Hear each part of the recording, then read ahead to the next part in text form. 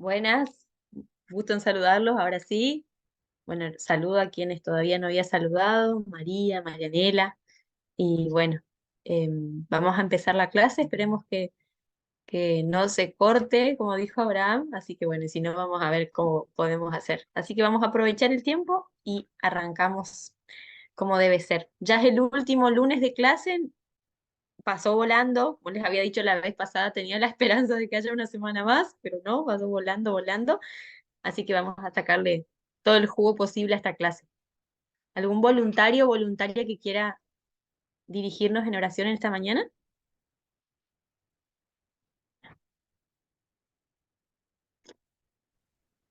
Permiso. Sí, por favor, Marianela. Bueno, vamos a orar. Sí. Padre eterno, Señor de los cielos, te agradecemos, Señor, por un día más de vida que nos has regalado, por esta oportunidad que tenemos de abrir nuestros ojos y contemplar tu creación. Gracias, Padre, por cada uno de mis hermanos que están conectados, los que van a ver la clase grabada, Señor, que tú nos des de tu sabiduría, de tu discernimiento, para que podamos comprender todo lo que vamos a aprender. Bendice en especial a nuestra profesora, la hermana Mm. Cintia, tú puedas guiarla, Señor, para que sea de bendición todo lo que ella pueda compartirnos. Gracias por la vida de ella, por su dedicación. Señor, bendice a su familia también. Te agradecemos por todo lo que tú nos das y pedimos que sea una clase de mucha bendición. En el nombre de Jesús, amén. Amén. Gracias. Bueno, em, avisos antes de arrancar con la clase de hoy. El miércoles va a estar va a estar subido el parcial, el examen. Van a tener un día para contestarlo. Va a ser un caso clínico, un caso X que van a tener que analizar y en base a ese caso contestar preguntitas. No es tan complicado, así que no se asusten. Lo que dimos la semana pasada, dimos hasta la mitad bueno, la mitad un poquito más de la unidad 3. Eso que dimos todavía entra y lo que lleguemos a dar hoy también entra en el examen. La segunda parte que tenía que ver específicamente con los trastornos psicológicos, eso no entra. Y hoy no se los voy a dar porque vamos a aprovechar el tiempo para dar la otra partecita que quiero que nos adentremos en lo que es el proceso de la consejería, porque como ya saben, estamos a la última semana de clases y bueno, quiero que demos esta parte importante de lo que es trabajar específicamente con la persona o las personas. Em, pero bueno, esta partecita sí entra, va a parecer como mucha información, pero no es tanto. Después, si se ponen a leer, al final del PowerPoint siempre les pongo la bibliografía, la que es obligatoria, y van a ver que no es tampoco tanto para leer y va a ser fácil para ustedes para que sea llevadero. Espero que nos quede tiempo hoy de poder contarles sobre el trabajo final, que también le voy a pedir a Abraham que después lo suba, entonces ya se pueden ir adelantando los que quieran, los que los que tienen tiempo, bueno, no sé si hay alguien que tiene tiempo, pero si el que se puede hacer el tiempo e ir adelantándose, les adelanto que la entrega, si no me equivoco, es el domingo 25 de noviembre, así que tienen tiempo todavía de hacerlo, así que bueno, les quiero dar lo antes posible para el que se quiera adelantar. Les adelanto que van a tener que entrevistar a alguien, pero bueno, después vamos a profundizar un poquito. Vamos a empezar con la unidad número 4, que la verdad es que es súper interesante y linda, que tiene que ver con el proceso de la consejería en sí mismo. Yo les voy diciendo a modo de monólogo más o menos, pero ustedes párenme, pregúntenme, no hay problema. Si no me doy cuenta de sus manitos, abran el micrófono, no hay ningún problema. Los temas que vamos a ver en esta unidad, no sé si demos todo esto hoy, pero vamos a hacer lo posible. 5 temas, de ahí, bueno, siempre se desglosan algunos más, pero tienen que ver primero con el encuadre de la entrevista, es decir, con tratos, contratos que vamos a hacer con nuestro entrevistado en la primera vez que nos encontremos con él o entrevistada, los tipos de inicio de la consejería, es decir, cómo se puede dar el comienzo de que alguien se acerque a nosotros a pedirnos un consejo o cómo se inicia ese proceso que a veces no necesariamente viene de parte del otro. Después vamos a ver el método que utilizamos para aconsejar. Hay muchos métodos, hay muchos procesos, hay muchas técnicas, pero como el tiempo es escueto, vamos a ver uno y dos tipos de técnicas. Entonces, método, proceso, y en las técnicas vamos a ver la directiva y la no directiva. Así como hay un montón de ramas de la psicología, imagínense que si nosotros como consejeros cristianos tomamos parte de la psicología, también de eso se pueden desplegar un montón de formas de consejerías, de técnicas que se utilicen. Cada uno va a saber qué escuela psicológica le queda más cómoda, les es más fácil, con la que le resulta, eh, pero no se llega siempre, bueno, nunca en realidad, a abarcar todo, así que cada uno va a ir probando también qué es lo que le queda más cómodo. La intención de esta cátedra también es que el que le interese estudiar o dedicarse, mejor dicho, a la consejería, es que puedan adentrarse un poquito más en otro tipo de escuelas psicológicas, en otro tipo de técnicas, etcétera. Vamos a ver lo más importante, pero después, así como hay personas en el mundo, hay formas de tratarlas. Pero nos adentramos un poco en la primera parte, el encuadre. ¿Se acuerdan que cuando nosotros arrancamos la primera clase, habíamos dicho algunas cosas que íbamos a hacer, como, no sé, horarios de clase, algunos acuerdos de cuándo va a ser el recreo, de, bueno, de las clases presenciales y demás? Ahí sí, Abraham. Sí, sí.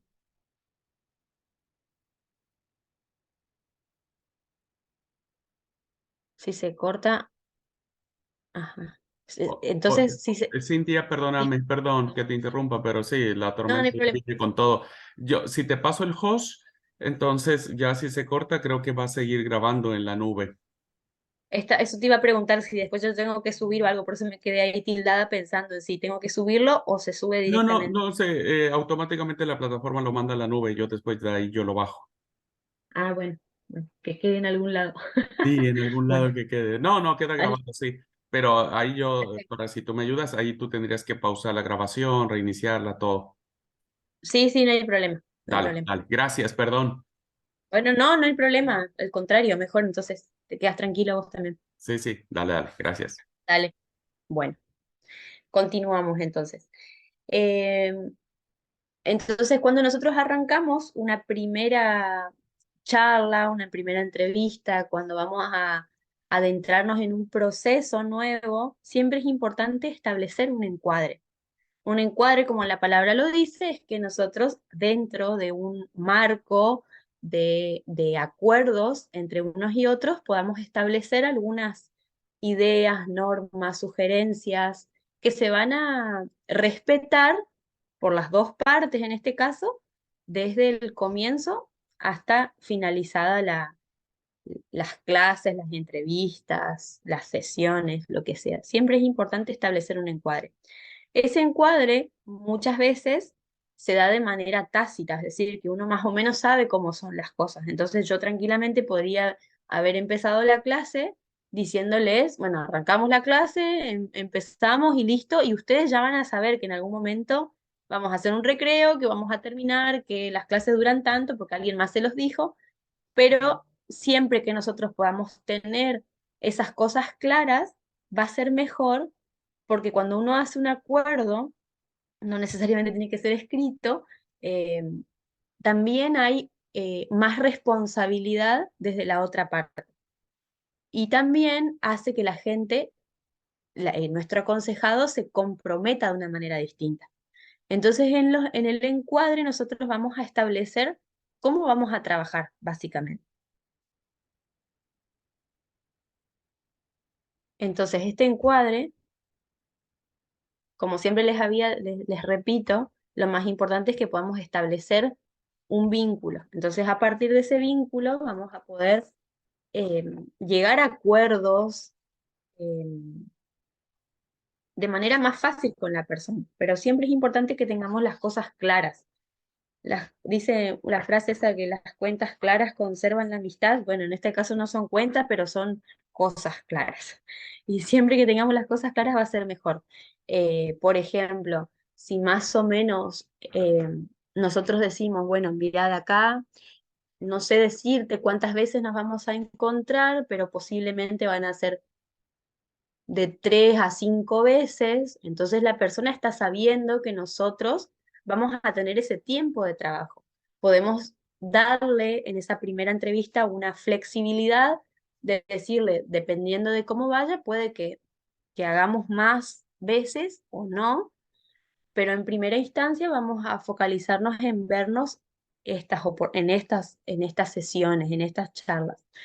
Entonces, no creamos expectativas muy grandes y también podemos nosotros dar un cierre con la persona. Ahora puede pasar de que llegadas esas 4 o 5 reuniones que tenemos con la persona, nos damos cuenta de que el problema recién empezó como a, a, a deschavarse, por decirlo así, y necesitamos más tiempo para poder trabajar. Entonces ahí podemos volver a hacer un encuadre, podemos volver a tener un contrato con esa persona. Como les digo, hay un montón de contratos que van a ser inconscientes y hay muchos que van a ser tácitos que no se dicen, pero lo más importante es hacerlos visibles, poder decirlos. Por ejemplo, se supone que si una persona va a venir a contarnos algo, hay un acuerdo de confidencialidad. Pero a veces, dependiendo de la persona y de la desconfianza que tenga, lo insegura que se sienta, y más si tuvo malas experiencias antes, no es malo decirle que lo que le van a contar va a quedar en confidencialidad y que pueden confiar. Son a veces pequeñas cosas que dependiendo de la persona son importantes decir. Pero dentro de los objetivos eh, de esta relación, vamos a ver que, eh, bueno, a ver, antes que esto de la confianza y lo que viene, eh, en estos encuadres nosotros tenemos que tener un montón de cosas en cuenta. No siempre se van a poder tocar todos los temas. Hay veces en las que el encuadre no se dice al comienzo de la reunión, a veces sí, a veces uno puede hacer previo a la entrevista, en la conversación telefónica con la persona, o por un mensaje, decirle cómo uno se va a organizar. A veces la persona llega y espera que nosotros hablemos, entonces ahí podemos decir esas cosas como más de lo más superficial, digamos, y después adentrarnos en el problema. Y a veces directamente la persona llega con tanta carga emocional y nos cuenta todo en la primera entrevista y no hay un tiempo para establecer esas cosas. Entonces uno puede utilizar el último tiempo de la entrevista para hacer esos acuerdos y si no, también puede ser en la siguiente.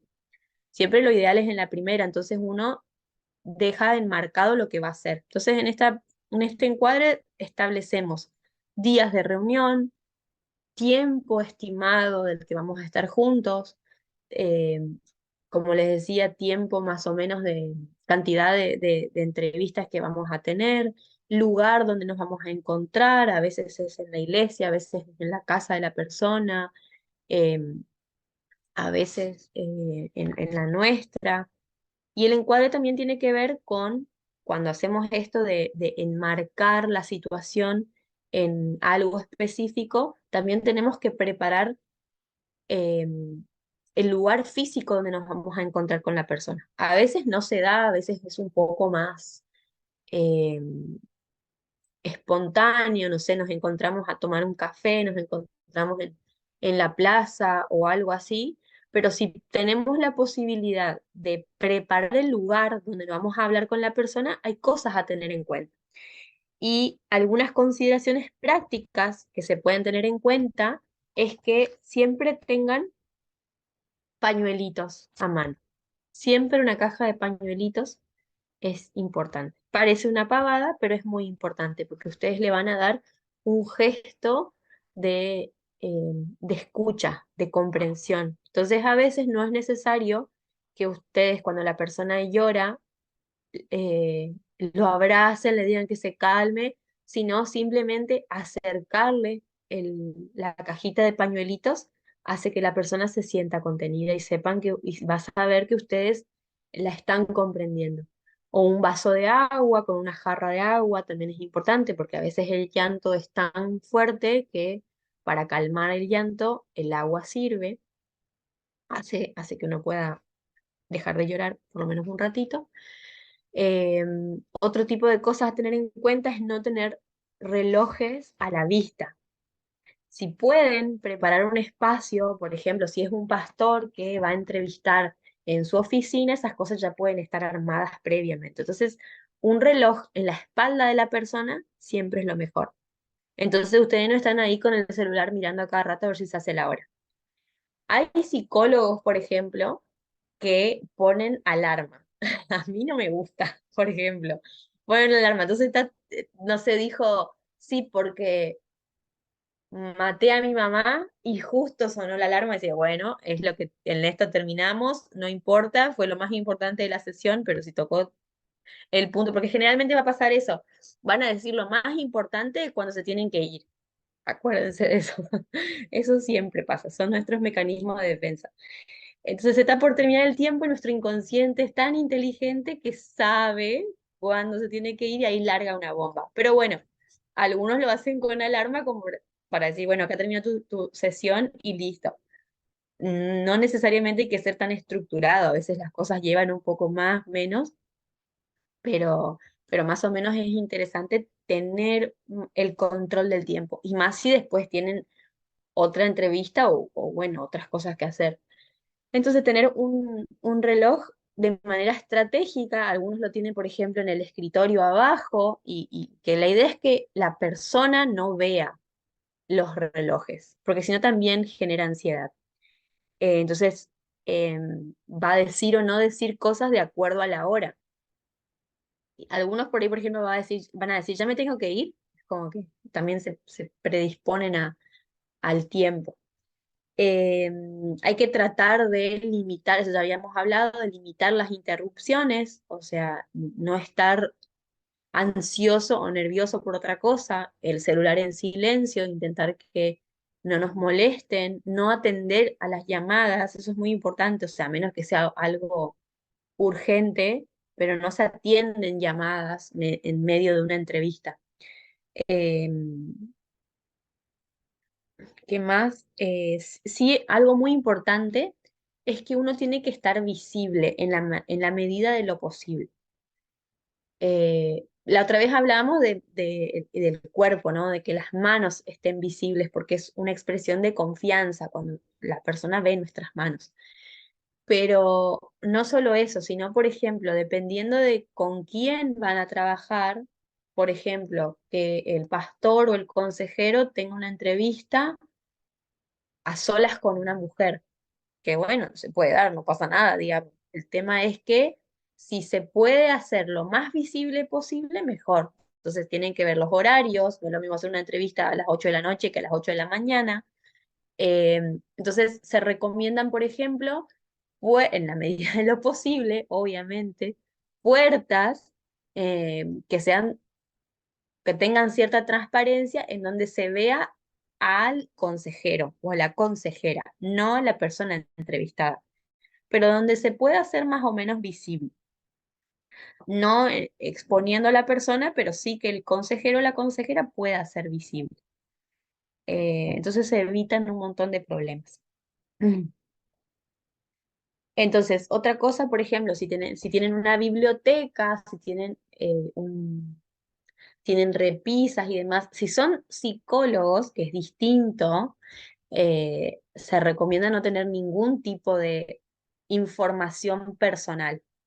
Entonces, yo, por ejemplo, como psicóloga no puedo ir a poner una foto de mi hija, que es información personal. Tiene que ser el contexto más neutro posible.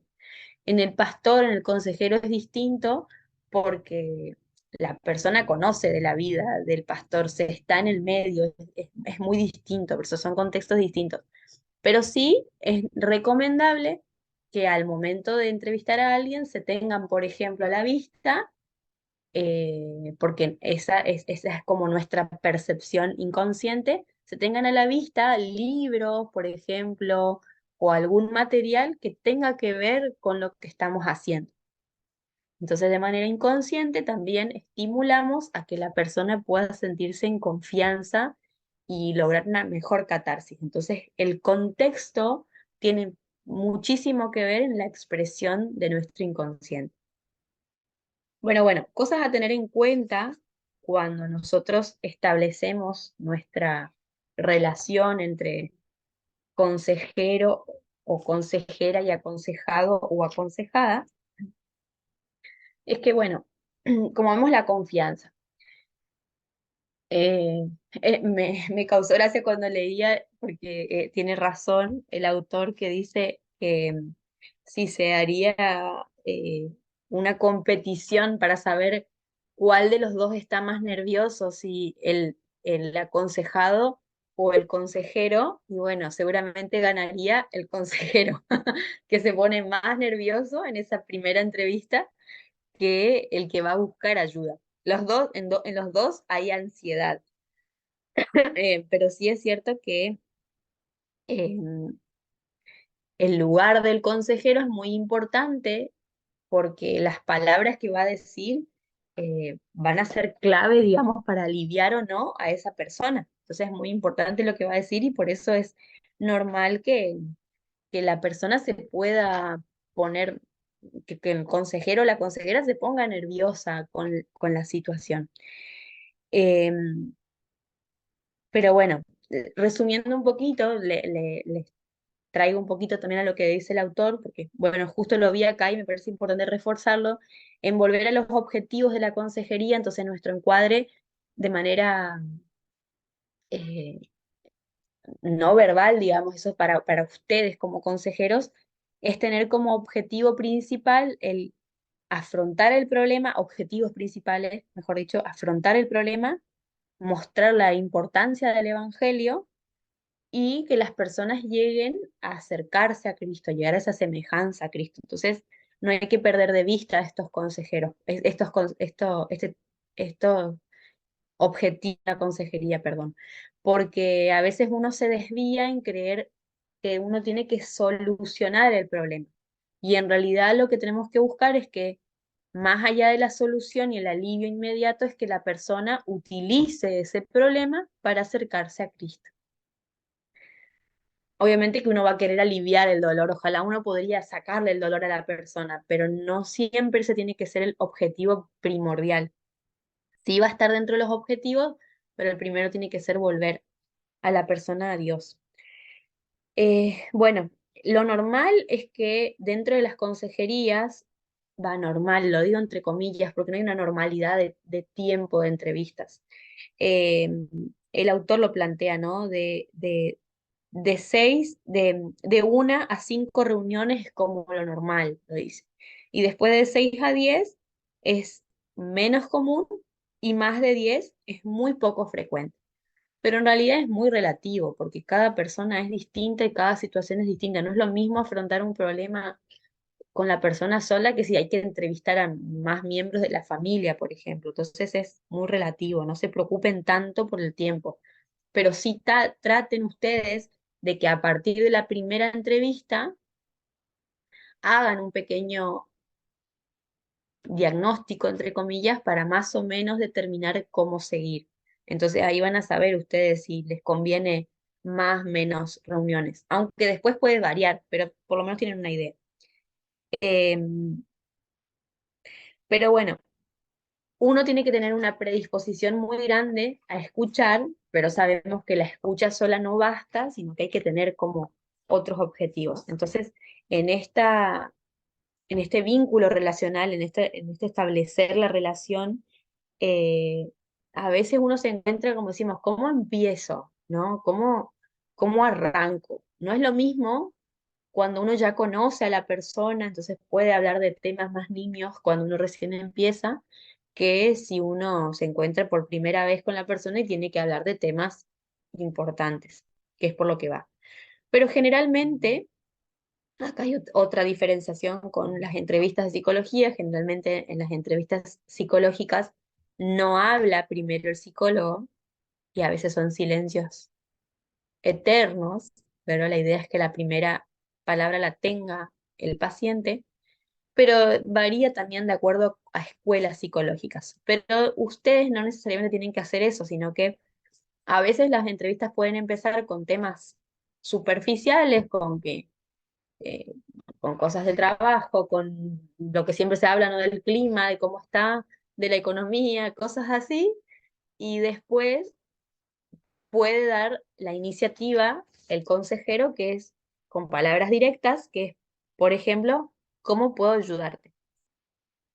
O contame qué te trae por acá, o vamos a lo nuestro. O una pregunta un poco más general que después puede desmenuzarse, que es, ¿cómo estás? ¿Cómo va todo?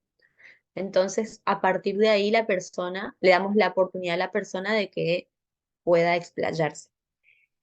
Pero bueno, es muy importante, como vemos acá, la confianza, la misericordia. Entonces, la confianza, como habíamos visto, la confianza hay que ganársela, porque no es lo mismo un pastor que predica en el púlpito que el que se va a acercar a la persona a hablar de manera personal. Entonces, esa confianza se gana con la humildad. O sea, uno nunca va a ir a contarle algo libremente a alguien que es soberbio y que cree sabérselas todas y que cree incluso que es totalmente íntegro, que en realidad, como vamos a ver, cuando uno se encuentra con un aconsejado, con un paciente, se da cuenta de uno mismo de un montón de cosas, que está bueno trabajarlas también. Pero bueno, lo importante es ganarse la confianza con humildad, eh, y hablando con compasión. Eh, pero sí algo que destaca este autor es que, y que me parece importante, es que cuando nosotros transmitimos confianza, la primera confianza que tiene que haber es en que nosotros, no confianza en uno mismo, como creérsela uno. Un poco sí, pero no de uno mismo, sino saber de que tener la confianza en Dios, de que Él nos capacita para hacer lo que hacemos. O sea, que estamos en ese lugar porque realmente tenemos la capacidad de hacerlo, no por nuestros propios méritos, pero sí que tenemos esa posibilidad de hacerlo porque Dios nos está dando ese rol. Entonces, en ese sentido digo de creérsela un poco, para poder reflejar esa confianza. Acuérdense que muchas de las cosas que van a pasar son inconscientes, entonces si uno no confía en uno, con lo que va a hacer, la persona no se va a sentir en confianza con nosotros. Y eso se da sin hablar.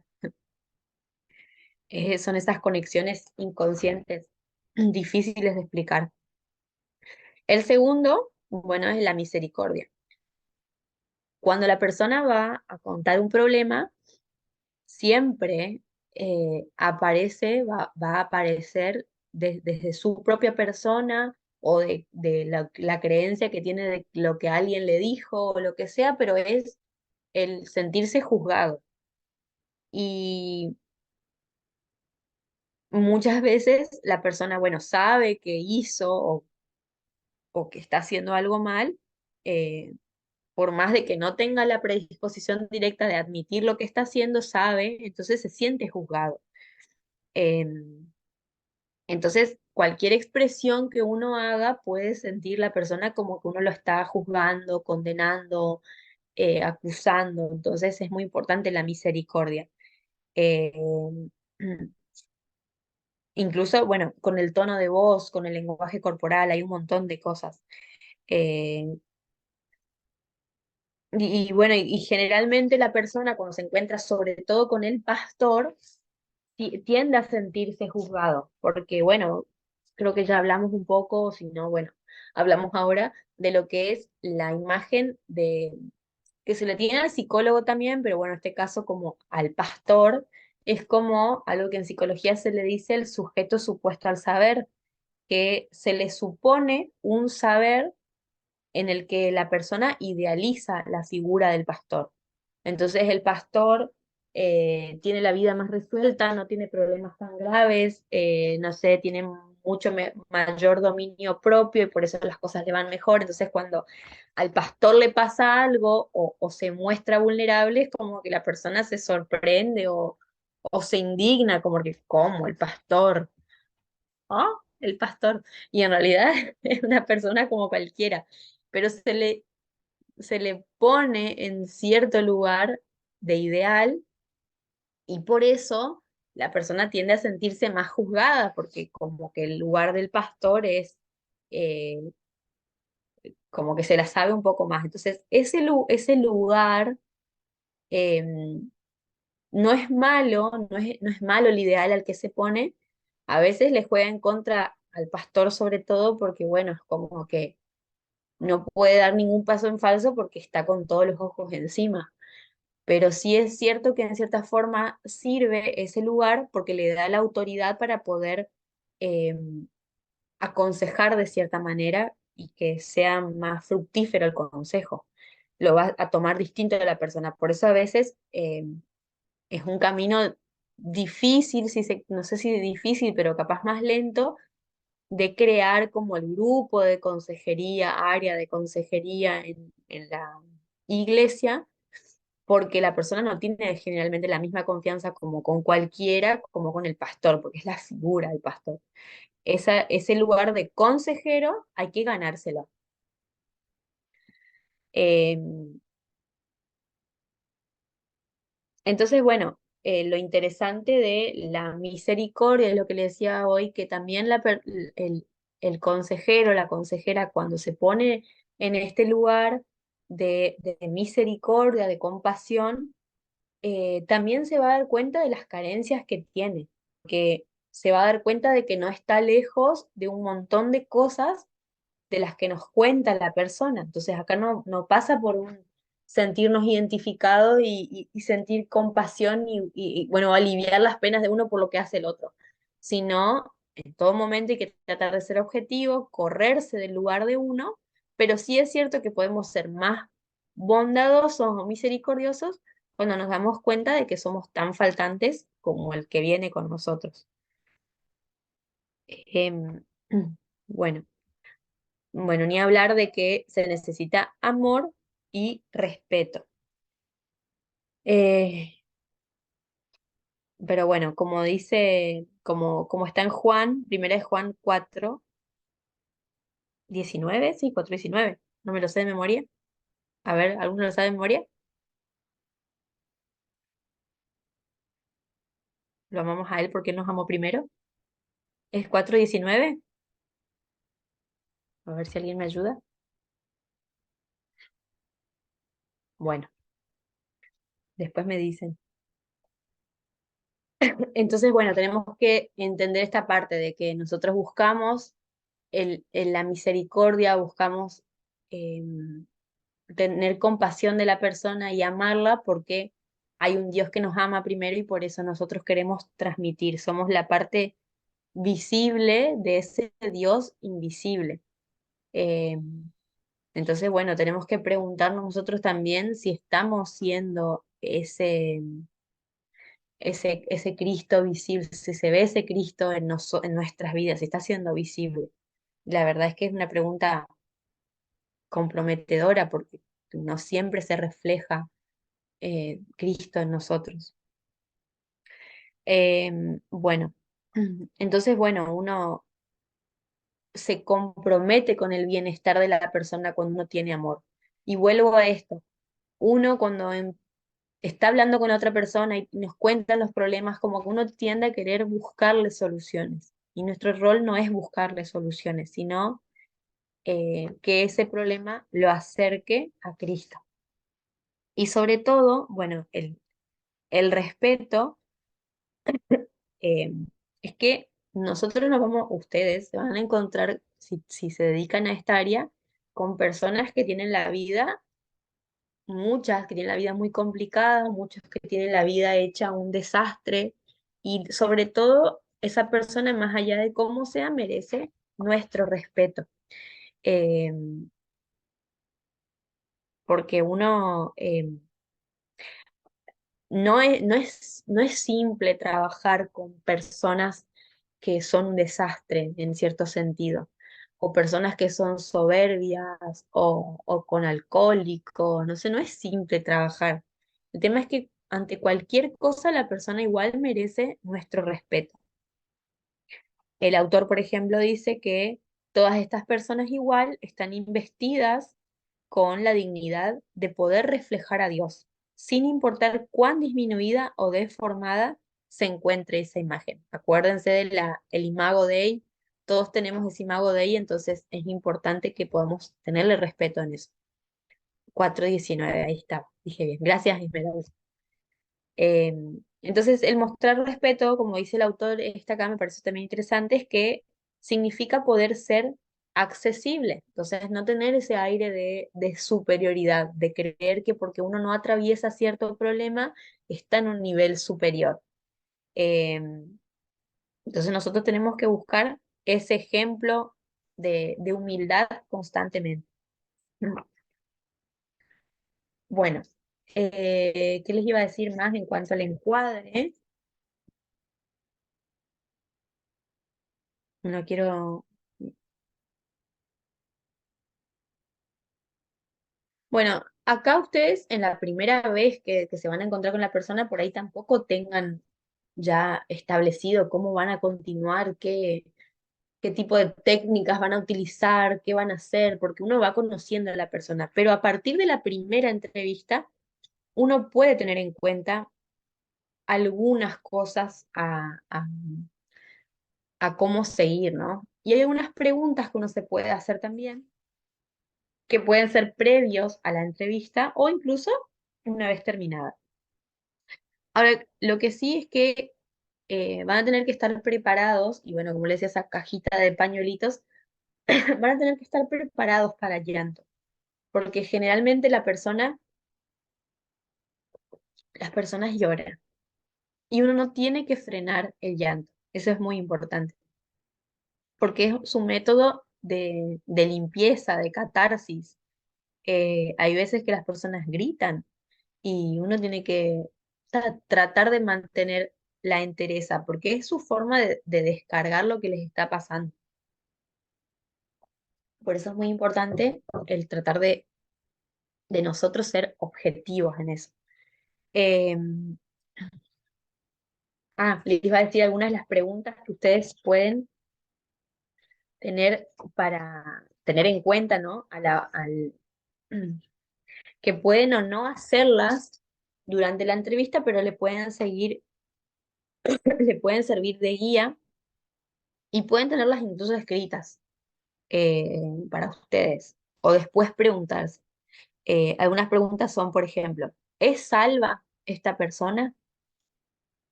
No vamos a saber al 100%. Son preguntas interesantes para hacer. ¿Entiende el Evangelio?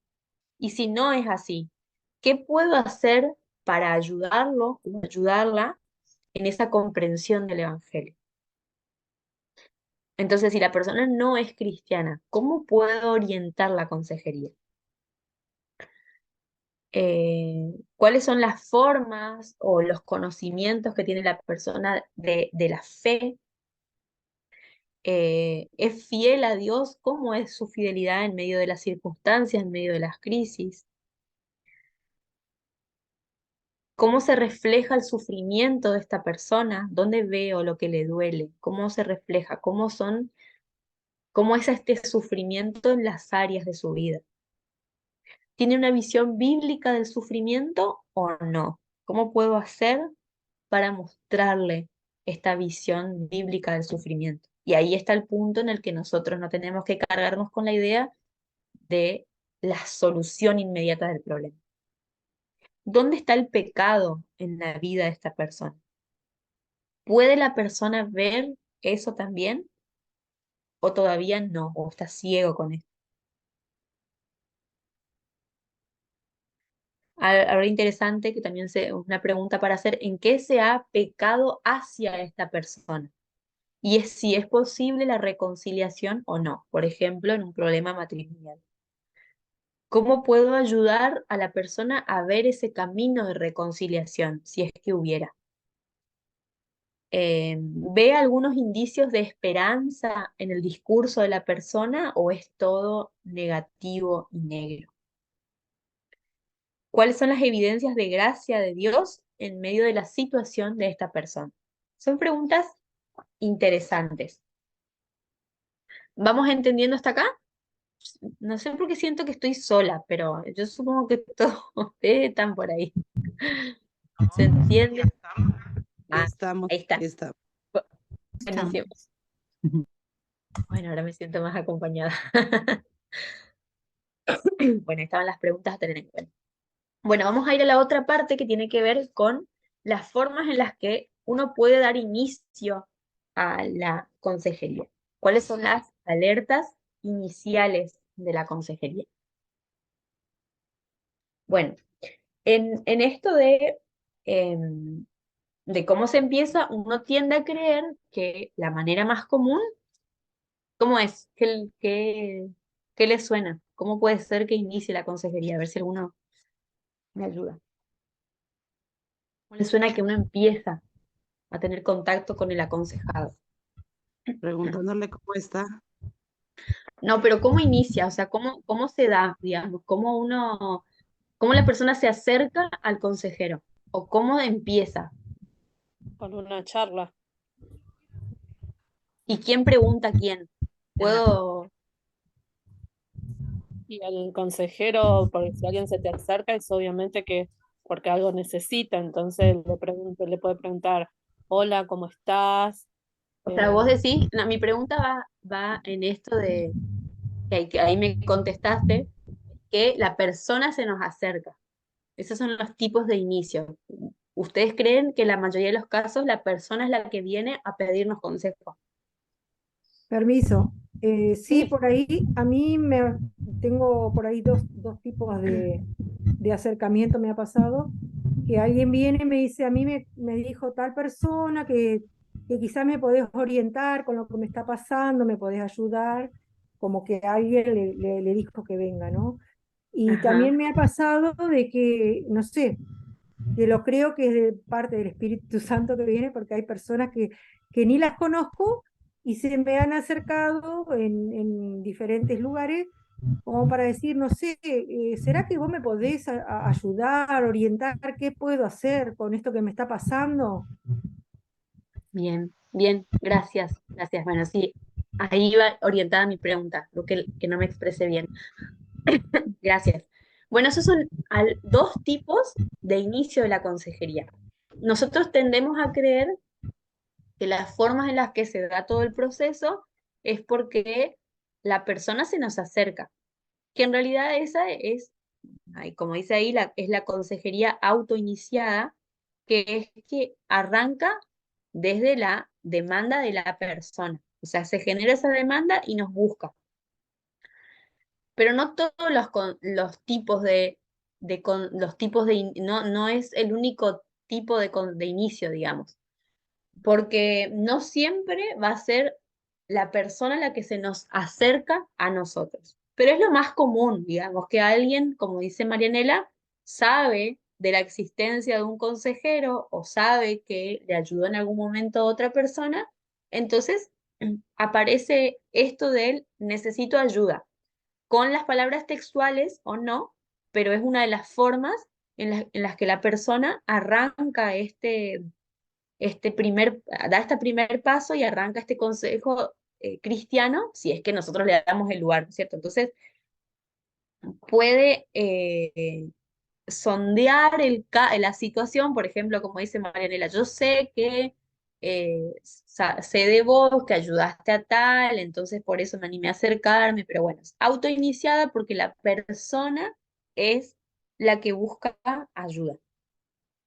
Entonces, Permiso. acá sí, Por ahí también otra forma es que me he acercado con una persona que está en duelo y como que yo voy para decirte, no sé, te puedo acompañar en este proceso, puedes contar conmigo. Es como que también de mi parte a veces tiene que nacer eso de acercarme con alguien, ¿no? Que sería la empatía o no. sí, Sí, sí, perfecto. Fíjate que ahí vos ya nombraste tres. Ahí vamos a ir viendo uno por uno. Este que hablamos primero de cuando alguien se nos acerca a nosotros, se llama la consejería autoiniciada, que es que la demanda empieza por parte del aconsejado buscando ayuda. Necesito ayuda, vendría a ser como eh, el pedido de la persona, no con las palabras textuales, pero sí que se acerca a la persona. Entonces, es muy importante que el consejero pueda transmitir también dentro de la situación, ¿no? Sentir gozo de que, y alegría de que la persona pueda tener esa confianza en nosotros. Y está bueno en algún momento también poder transmitirle esto. Te agradezco que tengas esa confianza conmigo, que puedas contarme. Me siento honrado o honrada de que tengas confianza de poder venir a contarme. La otra, el otro tipo de consejería es la iniciada por una amistad, que tiene que ver generalmente por no necesariamente un amigo, pero sí habla, se llama así nomás, pero tiene que ver con personas o seres queridos de la persona que se acercan hacia el consejero, hacia la consejera o hacia el pastor para pedir ayuda por tal persona querida. Entonces, por ejemplo, eh, una persona en un duelo reciente está muy dolida y su hermano va a buscar al pastor para pedir que pueda acercarse a charlar y demás. O tenemos algún amigo conocido que incluso puede no ser de la iglesia y sugerir que el pastor o el consejero se acerque o pueda tener un vínculo, empezar este proceso de la consejería con esa persona. Entonces, no es necesariamente la persona, sino que la persona va en la consejería iniciada por una amistad quiere decir que la persona va en representación de otra. Y también está la consejería iniciada por el pastor o el consejero o consejera, que es este último ejemplo que puso Marianela, en la que la percepción del consejero está muy desarrollada, muy despierta, y se da cuenta de que hay alguien que necesita ayuda y uno se ofrece para dar ese acompañamiento. Entonces, pueden ser situaciones en las que pasó algo específico, como dijo ella, alguien en duelo, o también puede ser que el pastor eh, o el consejero perciba que está pasando algo hace tiempo con algún caso, con alguna familia, con alguna persona, con esto, y se acerca para brindar su ayuda. Entonces esto es muy importante porque uno también puede dar el paso. No siempre la persona es la que viene a nosotros. Nosotros también podemos ir a ofrecer nuestra ayuda. Y la otra, y acá en realidad me falta una que no está tampoco, es que eh, muchas veces puede pasar de que nosotros por ahí no tenemos dentro de la iglesia, pero si se llegase a hacer como un grupo de consejería, también puede pasar de que el pastor derive cierto caso. Eso es interesante también, porque puede pasar de que eh, el pastor no dé abasto con abarcar ciertos temas y puede al consejero derivarle cierta situación. Dentro de acá, como ustedes saben, dentro del seminario está el grupo de capellanía, tenemos diferentes capellanes y lo que solemos hacer es derivarle algunos casos a diferentes capellanes. Entonces, yo no sé si hay alguno de ustedes acá que tuvo la posibilidad de hablar con uno, creo que no, eh, pero no, bueno, no sé los demás, pero sí saben de que les toca uno o el otro capellán. Y es porque, bueno, justamente se hace esto de la derivación. Eh, Abraham, por ejemplo, sabe un caso, me lo deriva a mí y yo derivo a otros. Entonces, ahí es donde se hace esto de que la consejería arranca desde otro lugar, ¿no? Y la última, que también puede pasar, que también la nombró Marianela, que tiene que ver con la iniciada de manera casual o accidental, que a veces se puede dar de que, y bueno, y es donde ahí veo bueno, no quiere decir que en las otras no, ¿no? pero es como que se manifiesta un poco más esto del poder del Espíritu Santo que hace que esto sea a veces espontáneo. Y pasa esto de, no sé por qué vengo a contarte esto, pero te cuento, o no sé ni por qué empezarte de esto, y entonces ahí puede que uno entable una conversación más profunda y pueda decir, ¿querés que hablemos de esto en otro contexto? ¿Querés que nos juntemos a hablar de esto? ¿Querés que te brinde ayuda? O incluso la persona, ¿será que podemos hablar de esto en otro lugar, en otro momento? Entonces se dan a veces cosas de manera casual, espontánea. Entonces, fíjense que no hay un solo tipo de inicio de la consejería, porque solemos tener la idea de que la persona viene a nosotros a buscar ayuda o al pastor. Y en realidad hay diferentes formas en las que se manifiesta, en las que empieza el proceso de la consejería. ¿Estamos hasta acá? ¿Me siguen? Sí, sí, seguimos. Bueno, Acá estamos. están ahí todavía. Bueno, vamos a entrar entonces al método. Vamos a adentrarnos un poquito en lo que es el método. El método. ¿Qué se les ocurre como método? ¿Qué es un método? Una serie de pasos o reglas que se deban implementar en algo que tenemos que hacer. Ajá, ajá. Bien, gracias Amanda. ¿Alguno más? Ella les dice algo, pero... Bueno, la definición del método es que es un modo ordenado, sistematizado, que uno tiene de proceder para poder llegar a cierto resultado o a un fin determinado. Es el procedimiento que utilizamos. Y como dice ahí, es un plan de un programa de ayuda en este caso. Entonces lo que hacemos es evaluar qué técnica en este caso va a ser la más indicada. Pero bueno, tiene que ver con con esta, con este modo de seguir para alcanzar nuestro objetivo. Entonces tenemos que entender, o se sobreentiende de que para poder lograr esto necesitamos primero tener una meta, un fin, un objetivo.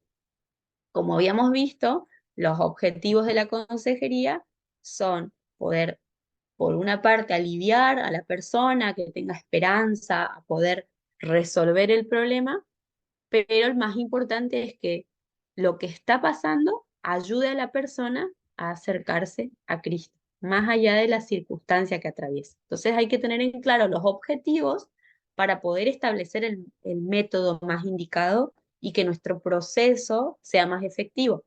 Eh, sí es cierto que nosotros vamos a tener que tener objetivos chiquitos o distintos de acuerdo a la persona y al caso con el que nos encontremos. Pero hay objetivos que son generales que no tenemos que dejar de lado. Pero bueno, adentrándonos un poquitito en esto, lo que tenemos que hacer primero en esto de adentrarnos en un método es tener ciertos criterios de discriminar una cosa de otra para no hacernos como un barullo mental con todo lo que hay. Entonces, cuando nosotros tengamos pasos ordenados, todo lo que hagamos va a ser más efectivo porque vamos teniendo como ciertos filtros. Entonces, cuando una persona viene, por ejemplo, con ciertos dolores físicos, con que le está pasando algo a nivel corporal, lo primero que tenemos que hacer es consultar con la persona si estuvo viendo a un médico o no. No quiere decir que nosotros con eso nos vamos a desligar de la persona y no vamos a hablar más si es que sale que todo es orgánico. No, pero sí es cierto que tenemos que acá distinguir las enfermedades orgánicas de lo que son, como habíamos visto, las psicosomáticas, los mecanismos de defensa.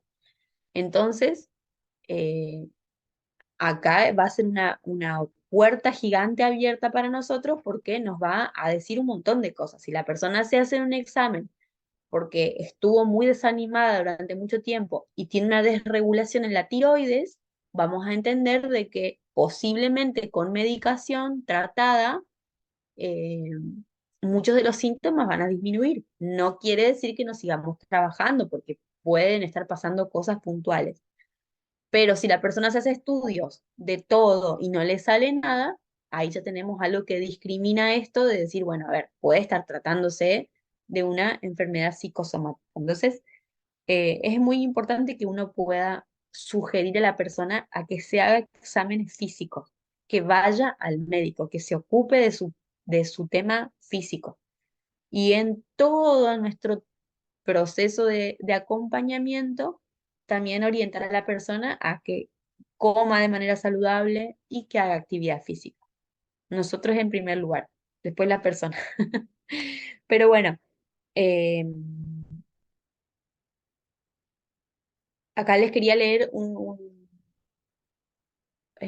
ejemplo que es del libro, que después ustedes lo van a ver, eh, pero me parece interesante como para ir ejemplificándolo ahora y trabajarlo juntos. Bueno, dice, el joven llegó a mi oficina y estaba bastante nervioso al comenzar la conversación. Su impedimento en el habla era bastante marcado e impedía la comunicación. Después de unos momentos de intercambio, yo lo animé para relajarse más y traté de hacerlo sentir más tranquilo. Conforme pasaba el tiempo, yo noté que él hablaba con mayor facilidad que anteriormente. Le pregunté si había ido a un especialista para determinar si había base orgánica en su impedimento. Él dijo que había ido a varios médicos a través de los años y que los médicos le habían tratado de varias maneras en el esfuerzo por ayudarle, pero todo había sido inútil. Él había iniciado la terapia física en varias ocasiones en busca de una manera de vencer su dificultad y también había intentado someterse a la psicoterapia por un tiempo breve, pero no había continuado por dificultades económicas. Yo quedé con la duda de que se había establecido con claridad si su problema era orgánico o funcional, dice acá, o psicológico.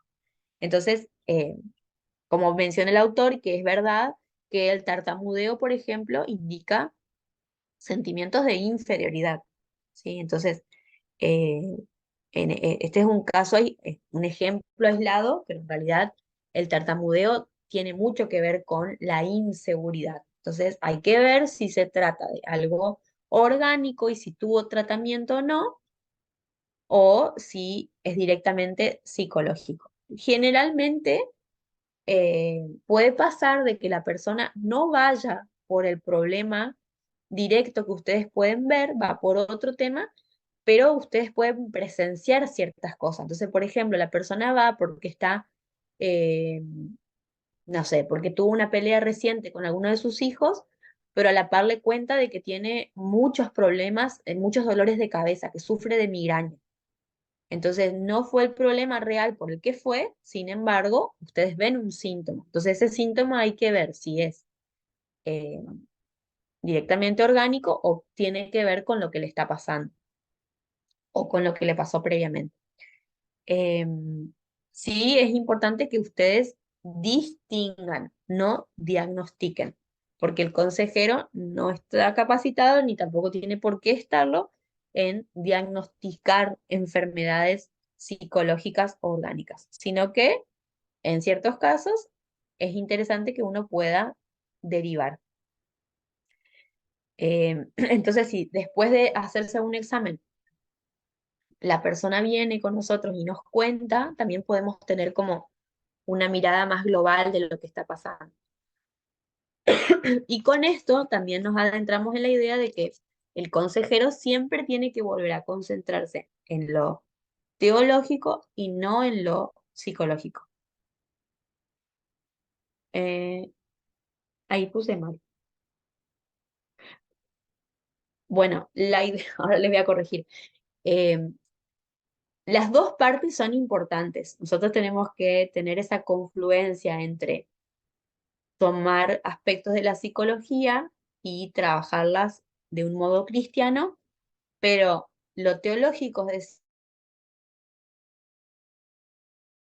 decir, eso es lo que les quise escribir, ahora les voy a arreglar. Entonces, acá vamos a adentrarnos más en lo que a nosotros nos compete, que es el que la persona se vuelva a Cristo siempre.